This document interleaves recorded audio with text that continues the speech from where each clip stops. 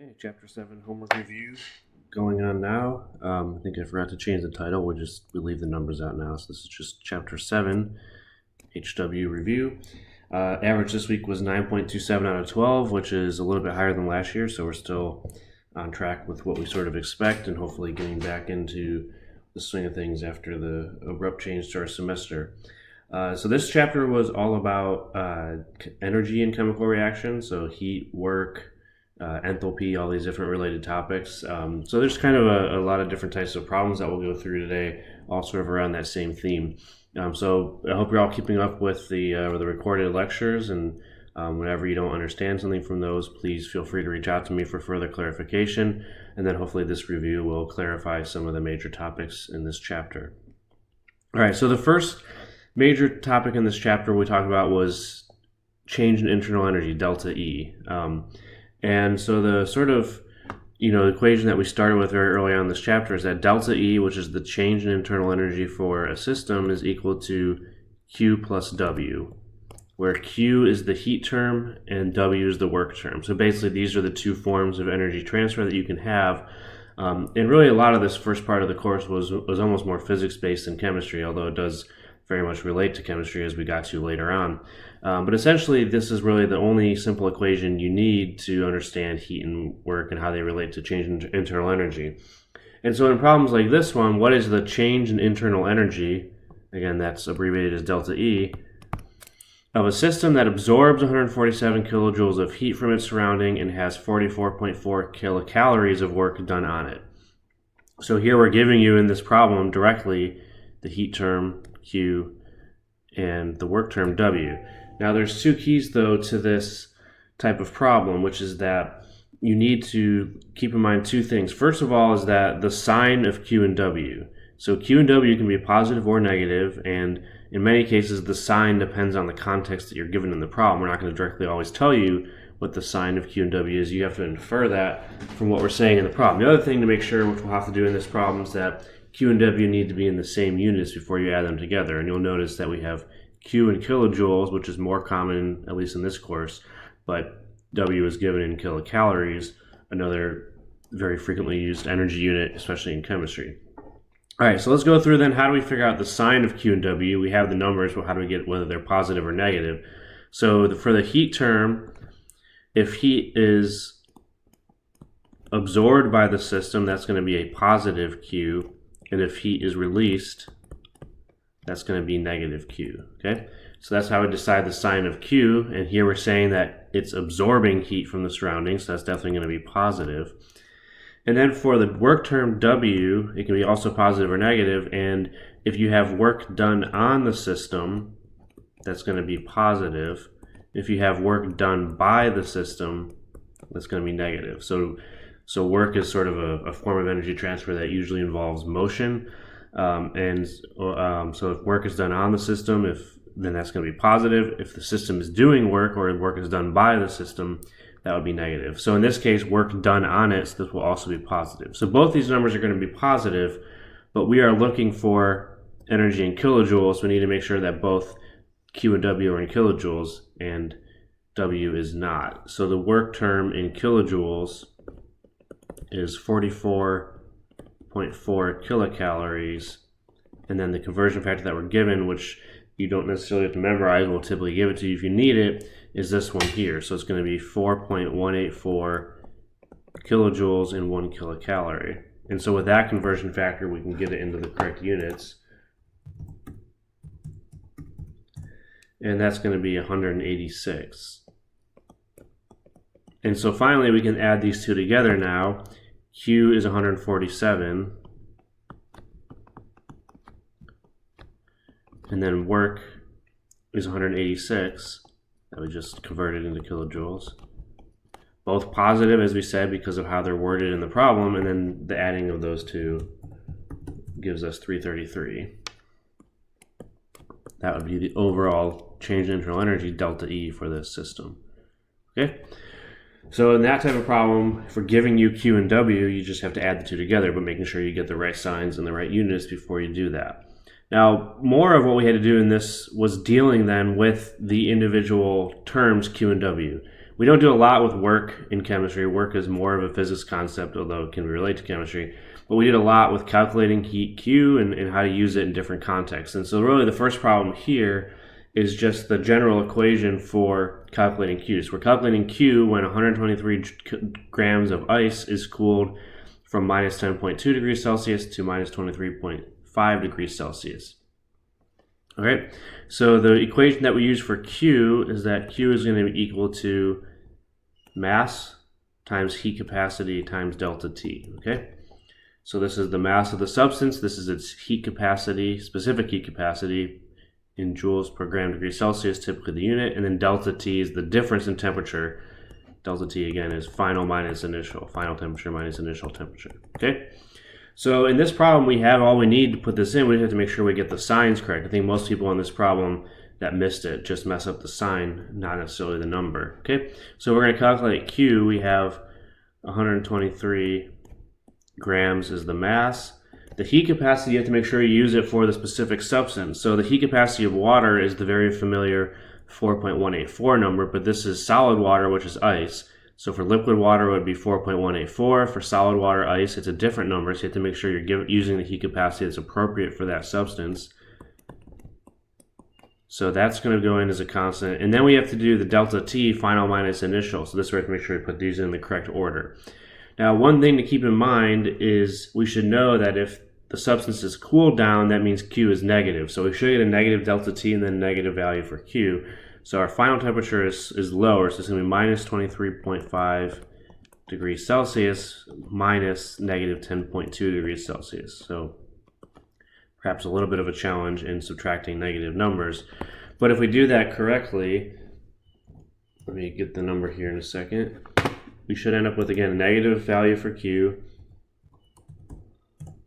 And then when we multiply this out, what I got was, and we want it in joules, so it's going to be minus 3.41 times 10 to the 4th joules. Okay, so that's what we end up with in this problem, and again, it should be a negative number. Okay, we could also report that in kilojoules. This would be, sorry, I think I had the wrong exponent. There should be 10 to the 3rd, my bad. Or if it was in kilojoules, which was often common, it's 3.41 kilojoules. Okay, so that's how we would handle that problem. And again, it's just Q is MC delta T. So if you're calculating Q, that's how we're going to use it. And then as we'll get to a little bit later, more often in chemistry type of situations, you're going to calculate Q as part of some larger process, not just calculating it, but actually doing something with it and using this equation in different ways. So we'll get to that. The next one I want to go through, though, is the other part of the change in energy equation, which is work. How do we calculate work for a system? Now, there's only one situation that we're going to learn in this course of how to calculate work, and that's going to be for expansion or compression of a gas. So here we have a gas compressed by a constant pressure of 9 atmospheres from a volume of 35 liters to 4 liters. Calculate work for this process. All the answers in joules again. Okay, so for calculating work, there's only, again, one simple equation we have to learn, which is that for a expansion or compression of a gas, it's going to always be at a constant pressure, so it's going to be the negative of the external constant pressure times the change in V, change in volume. We're going to learn more about gases in the next chapter. The next chapter is all about gases.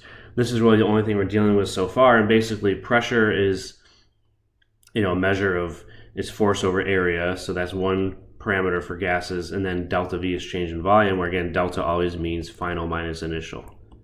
So V final minus V initial. So that's the equation, and that's the only situation we're going to have to know for calculating work. For other types of situations with gases, the equation is more complicated and more calculus-based, but in this course, this is the only one we're going to deal with. So here we again just have to put in the numbers and don't really have to do much conversion or anything. But we have to keep paying close attention to the units once again. So if we just put in the numbers, the external pressure is 9 atmospheres. Atmospheres being the most common unit for pressure. We'll learn all about pressure units in the next chapter. And then the delta V is going to be final minus initial. So it's going to be 4 is the final volume. And then the initial volume is 35. So it's final minus initial. Delta V is negative because the gas is compressing, going to a smaller volume. And that means the work term should be positive. So you have the negative sign out front, you have the negative delta V, and it'll give us a positive work. Now what we get in this case is going to be 279. And many of you would have just picked that number. Choice E is basically 279. But that's in the wrong units. That's liter atmospheres, okay? So most people that got this wrong, they picked one of the answer choices that had the wrong unit, basically. But this is liter atmospheres. Now, that's not a conventional unit for work. And so what we have to then be able to do to get this in the right unit in joules is do a conversion. So it's going to be 279 liter atmospheres. And then the conversion, which we didn't give you here, but you should know, is that it's 101.3 joules per liter atmosphere. Okay, so again, liter atmospheres is a weird work or energy unit, but it is one, but it's not one that we usually report. So to get it to joules, you have to multiply by this conversion factor of 101.3, and then what you get is 2.8. Make sure I'm careful with my exponent this time, times 10 to the 4th joules. And it's a positive number because it's being compressed, and that's going to be choice A. So it is also helpful in problems like these to think about the sign of the process, which we can usually gain, just figure that out from the information of the problem. So in compression or expansion of a gas, if the gas expands, meaning the volume gets bigger, work is negative. That means the gas is doing work on the surroundings. If in this situation that we had here, if the volume is getting smaller, meaning the gas is compressed, that means the surroundings are doing work on the gas, and that means the work term is positive. So thinking about the signs is helpful, so we could have eliminated C and D just by reading the problem. But to get the right number, we had to use the equation and then do a conversion factor, as I showed you. All right, but that's all we're going to do with work, so it's not going to be a real big part of this course. Obviously, we're dealing more with chemistry, which is, where heat is much more relevant. All right, so with the going back now to the heat equation, the main context you're going to use this in is in what's called calorimetry. So in calorimetry, what you're basically doing is you're doing some sort of a process inside of an insulated container where the heat is all sort of contained in that calorimeter. So it's either going to be, as we see in this problem, we'll get to a physical process where you have just heat transfer between the object that you put into the calorimeter and the calorimeter itself. The calorimeter typically contains water with some insulating surrounding. And then you could also have doing a chemical reaction inside a calorimeter. I don't think we're going to go through any problems like that in this review. We actually did pretty well on those, and there weren't a ton of them. But that's another problem type where in a calorimeter you're actually doing a chemical reaction and then measuring the energy change or enthalpy change for that reaction using the calorimeter. So there's a few contexts, but the equations are all very similar. It's just what we do with the numbers once we have them. So in this case, we have a 12.3 gram sample of an alloy, just a piece of metal, at 98 degrees Celsius, and we're putting it into 54.5 grams of water, 22 degrees Celsius, in an insulated coffee cup with a heat capacity of 9.2 joules per Kelvin. So a lot of information to sort through that we'll go through. If the final temperature of the system is 35 Celsius, what is the specific heat capacity, that's abbreviated as C, of the alloy? So this is a very typical use of a calorimeter, which is calculating a specific heat capacity just by measuring heat transfer. So the way that heat transfer works is you're going to have something that's hot and something that's cold placed together, higher temperature for the alloy in this case, lower temperature initially for the water. And heat is going to transfer from the hotter object to the colder object until the two temperatures are equal, and that's what your final temperature for the whole thing would be. So the equations that we need for this are that for the alloy, the heat for the alloy Q is going to be the mass of the alloy, which is given, the heat capacity of the alloy, which is our unknown, and then the delta T. Okay? And then for the calorimeter, the heat is going to be potentially comprised of two terms. And which of these two terms you use, one or both, is going to determine by the information we have in the problem. So for the calorimeter, calorimeters are typically filled with water. So you're going to have heat that's associated with the water mass of the water that's in the calorimeter, heat capacity of water, which is always 4.184, and then the delta T for the calorimeter. But then you also have the surrounding materials of the calorimeter, whatever container is holding the water, in this case an insulated coffee cup, it doesn't really matter what it is, and whatever the container is going to have a heat capacity associated with it as well, which I'll call capital C calorimeter. Usually that is going to be just given as a heat capacity, not a specific heat capacity, so it's not going to have a mass associated with it. It's just going to be a constant times that same delta T. So when we're doing calorimetry problems, this is the heat term for the calorimeter, and essentially what you need to be able to do in this is recognize which of these two terms you use. So sometimes we only give you the mass of water in the calorimeter and we assume that the heat that's absorbed by the calorimeter is negligible.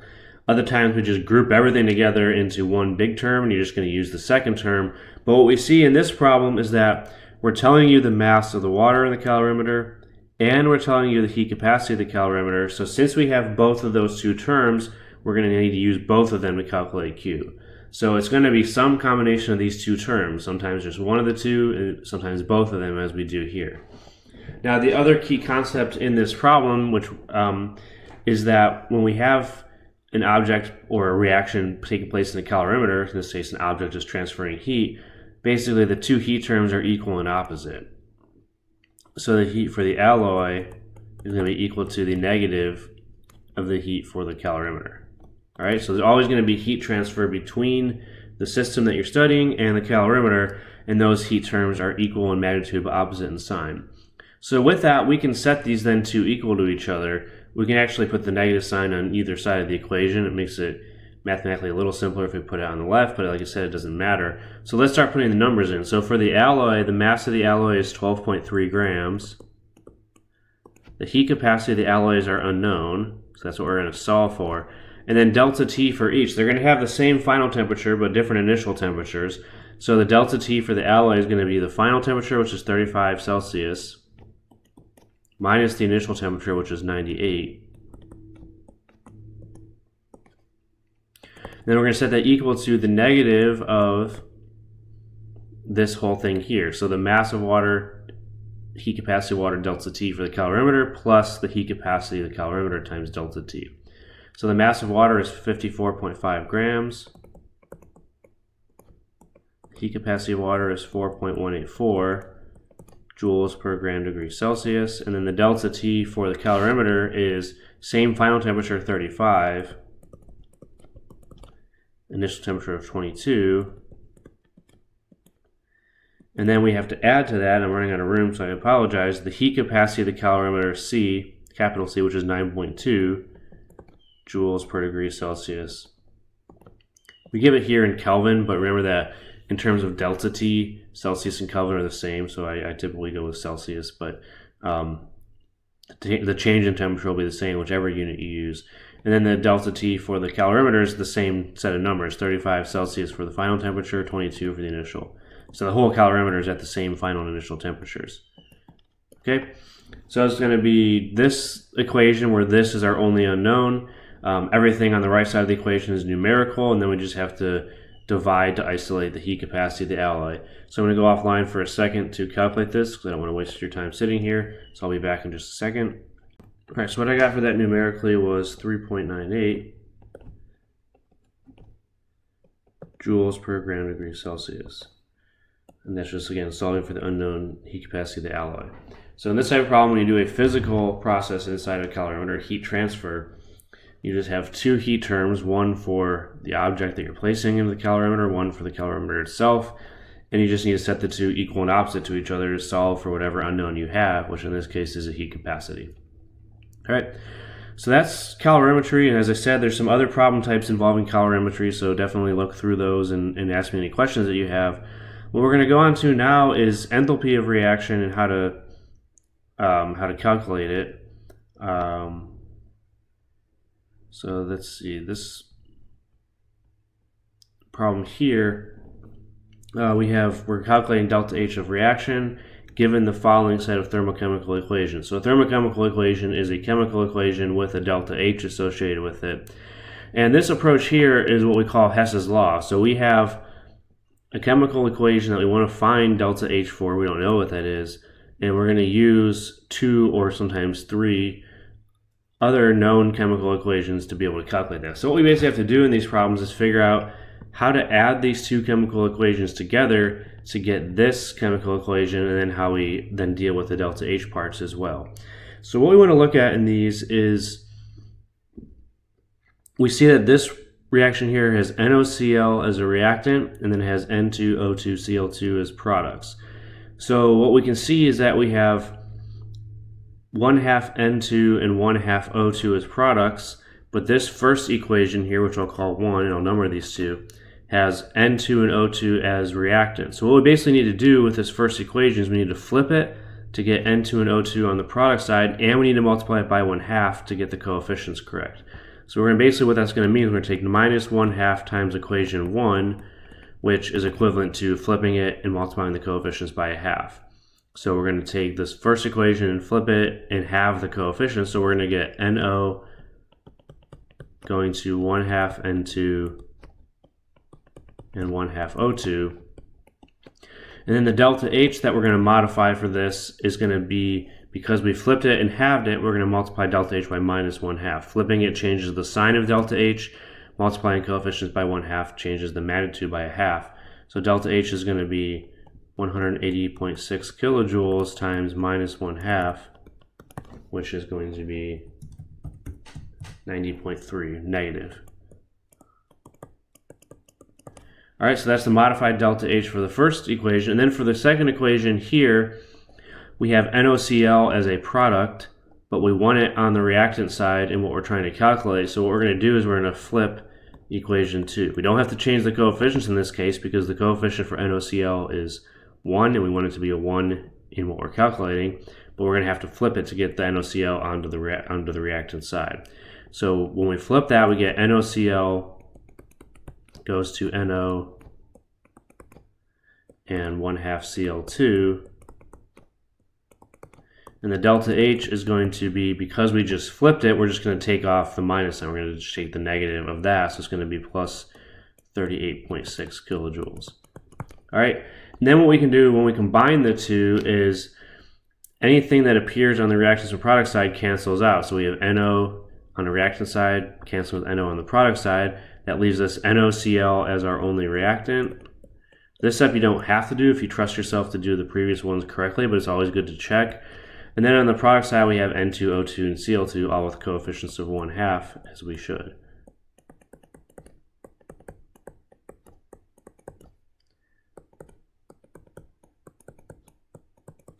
And then the delta H for this is going to be just these two numbers added together. So minus 90.3 plus 38.6. And what we get for that is, I think, minus 57. No, that's not quite right. Minus 51.7 kilojoules. Okay, so this was a classic Hess's law problem where we had to figure out how to combine 2 or more chemical equations to find delta H for another one. So that's one way to find delta H for a reaction, but not always the most practical because we're dealing with sort of weird and random chemical equations and figuring out how to add them together. This problem I'm going to skip. I didn't mean to do this one. I don't think it's even on our assignment anymore, so I'll skip that one. But then let's go and talk about the last few problems. And most of what we're going to do with delta H with enthalpy change is going to be dealing with heats of formation. So we're talking about heat of formation, which is often abbreviated as delta HF. Basically, that's going to be the delta H, the enthalpy change associated with a specific type of chemical equation. So for a delta H of formation, the chemical equation that's associated with it is going to be elements in their standard states. We talked about that in lecture, what a standard state means. And then on the product side, you're going to have 1 mole of product, whatever compound is forming. Okay?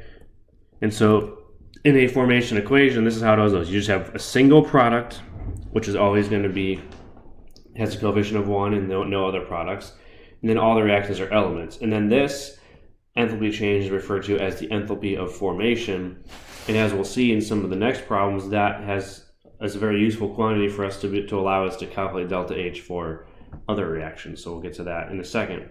But in this problem here, we're just really dealing with the definition of formation equation and another concept dealing with delta H. So what we have in this is the heat of formation for Fe2O3 is minus 826.0 kilojoules per mole. So that means every time we form 1 mole of Fe2O3, this is delta H. So if we write that out in equation form, what that means is that in the formation equation, we're forming 1 mole of that compound, and then the reactants are just going to be the elements that make it up. So Fe is the standard state for iron. For any metal, it's just the metal by itself, and it's a solid. And then O2 is the standard state for oxygen, so to balance that, we need a coefficient of 3/2. So in formation equations, it's very common to have fractional coefficients. There's nothing wrong with that. All right, so we have this is our formation equation, and this delta H value tells us that that's what the delta H of formation is for that chemical equation. Now it turns out that we don't even need this second equation here. You'll notice that this second equation is just 2 times the delta H of formation. So what you have to recognize is that if we wanted to use this equation, we'd have to recognize that this is actually 2 times the delta H of formation, meaning that the enthalpy change for this equation would be twice this. But let's just go ahead and use the formation equations we already wrote out. Let's not even use this information here. These are just the same chemical equation, just doubled the coefficients. So if we want to find the delta H for 27.86 grams of iron being reacted, what we do then is set this up like a stoichiometry problem. So if we have 27.86 grams of iron, the first thing we're going to do is convert it to moles using the atomic mass of iron, which is 55.85 from the periodic table. And then once we're in moles of iron, we can use the thermochemical equation that we derive for formation to relate delta H to moles. So what this shows us is that if we react 2 moles of iron, we get a delta H of minus 826 kilojoules. So that means what we can write this out then is we want the moles of iron to cancel, so that's going to go in the denominator. And for every 2 moles of iron, we get a delta H of minus 826. So these thermochemical equations, we're going to do a couple more of these at the end, are very much like stoichiometry problems. We're using the delta H as sort of a conversion factor along with moles of substance. And so with this case here, what we have is we have half a mole of iron, which means when that reacts, we get minus 206 kilojoules.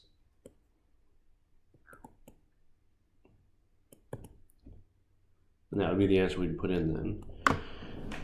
So this problem was set up in kind of a weird way, but it turns out as long as you knew the definition of delta H of formation, we can just write out the equation associated with that and then use it directly. Alternatively, as I said, we could have used the equation that they gave us in whole number coefficients. But we'd have to recognize that because this equation here has a coefficient of 2 in front of Fe2O3, this delta H is actually 2 times the delta H of formation, which would be minus 1652. So that's the other way we could have done this. And then when we put the numbers in down here, we'd get the same answer. It's just we'd use this number for delta H and would have a coefficient of 4 in front of iron instead. So you could have done it either way, but there's really no reason to produce this second step here. We could have just used this one directly. All right, so we'll come back to that concept in some sense, but this was helpful because it allowed us to understand the definition of delta H, which we're going to use in some of these other ones. So then the next problem here is dealing with using delta H of formation to calculate delta H for a reaction. So we have a metal carbonate, MCO3, decomposes when heated according to the equation below. So this is the equation down here. MCO3 goes to MO, metal oxide, plus CO2. And then we want to calculate delta H given that the delta H's of formation for these are minus 655.2, minus 525.7, and minus 393.5 kilojoules per mole. Enter your answer in decimal format with 1 decimal place. Okay. So delta H formation, as we said, refers to the formation of 1 mole of a compound. But where it's especially useful is that we can calculate delta H for a reaction by taking the sum of the delta H's of formation for products minus the sum of the delta H of formation for reactants. We don't have to write out all the equations and figure out how to add them all together. We could just take the numbers for the products and subtract them for the numbers of the reactants. This looks a lot like the equation we used earlier in the course to calculate delta E using bond energies. It actually is related, but this time we have to recall that it's products minus reactants. It's actually flipped from what we did before, and this time we're using delta H of formation, not individual bond energies. And this is actually a little bit easier than using bond energies because we don't have to take into account each individual bond. We're just going to have one number for each substance in the equation. We also have to keep in mind that we need to multiply these by the coefficients because each delta H of formation is for 1 mole of the substance. If we have a coefficient, something other than 1, we have to account for that. In this case, all the coefficients are 1. So for this problem, we can just put the numbers directly in. So on the product side, we just have metal oxide to CO2. So the two delta H of formation are minus 525.7 and then minus 393.5. So we add up the delta H's on the product side, and then we're going to subtract from those the delta H's on the reactant side, which is just going to be minus 655.2.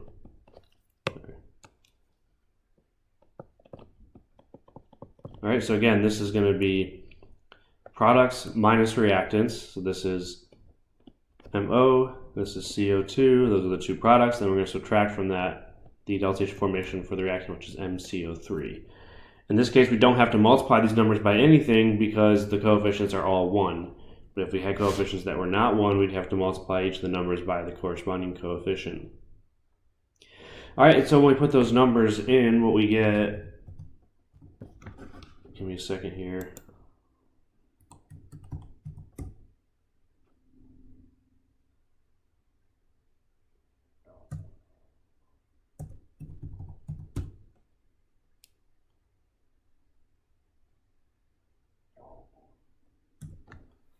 Minus 264 kilojoules. Alright, so it's a little bit weird that this is a negative number because usually for these types of reactions you wouldn't get negative delta H. I think I just picked bad numbers for the delta H formation values, but that is the correct way to do it, and those are the numbers that were given.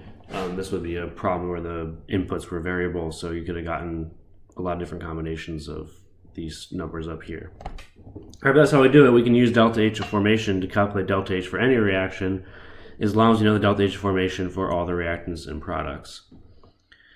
Alright, the last two problems I want to go through are not ones that we necessarily did poorly on, but they are thermochemical equations, and this is a topic that I didn't cover in a lot of detail in the lectures, so I just want to make sure that we can understand the process for doing these types of problems.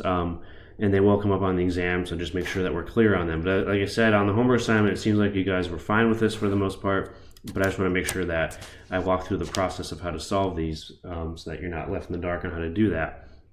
So here we're given, again, an equation and a delta H. Given the above data, calculate the enthalpy change delta H when 89.6 grams of SO2 is converted to SO3. This is a lot like the one we did earlier with the formation enthalpy of iron oxide, so a very similar concept. And what we're going to be doing in these types of questions is we have an equation with a known delta H, and what that tells us then is that if 1 mole of SO2 reacts with 1/2 mole of O2 to form 1 mole of SO3, the enthalpy change is minus 99.1 kilojoules. What we're asked then is what is the enthalpy change when 89.6 grams of SO2 is converted to SO3? So this is, as I said, is a lot like a stoichiometry problem.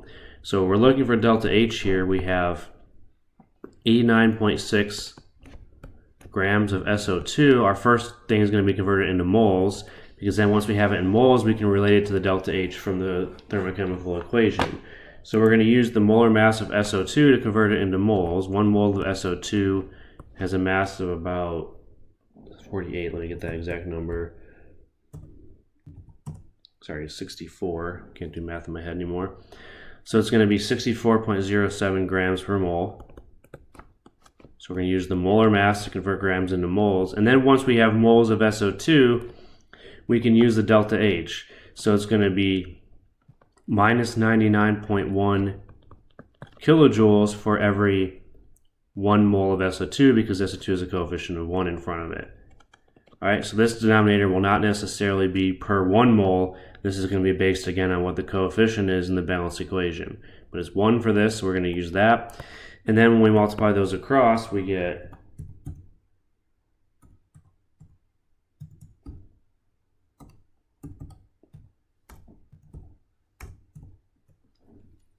minus 138 kilojoules. Okay, so like I said, these are a lot like a stoichiometry problem, where we're going to convert mass of substance into moles and then relate that to the delta H for the thermochemical equation. And then the last one that I'll do, which is a very similar one, is in this case we're combusting carbon plus oxygen to make CO2. So again, a relatively simple equation with all coefficients of 1. And then if we want to know if 693 kilojoules of heat is needed from the combustion. Now hopefully in this case we don't get confused by signs, because you'll notice that the delta H for this reaction is negative, as it always is for a combustion reaction. That just means that heat is released by the reaction. And then if we want to produce 693 kilojoules of heat from the combustion, that just means we're releasing 693 kilojoules. So don't be confused by the signs here. It's just that the sign, again, tells us whether the heat is absorbed or released by the reaction, but in these types of problems, we're going to be just dealing with the magnitude of delta H more so than the sign. Okay, so we want to know how much carbon must be consumed to do this. So we're looking here for grams of carbon, and this time we're sort of working backwards from what we did before. So in this case, we're giving you the amount of heat that we want, which is 693 kilojoules. That's going to be our starting point. And then we're going to relate that to moles of carbon using the thermochemical equation.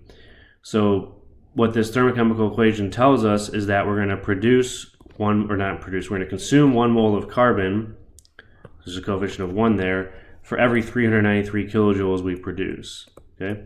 Again, don't be confused with the sign. Either use them both as positive numbers or both as negative numbers. You can never have a negative number of moles anyway. So if you'd gotten a negative number here, then you can just take off the sign. It's not a big deal.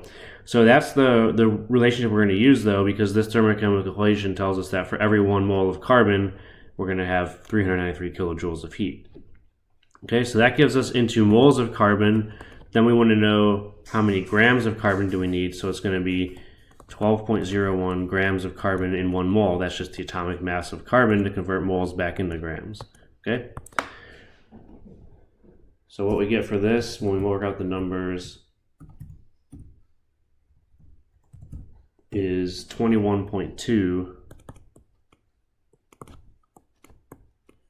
grams of carbon. All right, and that would be the answer that we put in then. So in this type of problem, it's the same concept as what we just did, but this time we're starting with how much heat do we want to produce, and then we're calculating the amount of substance that's needed to do that.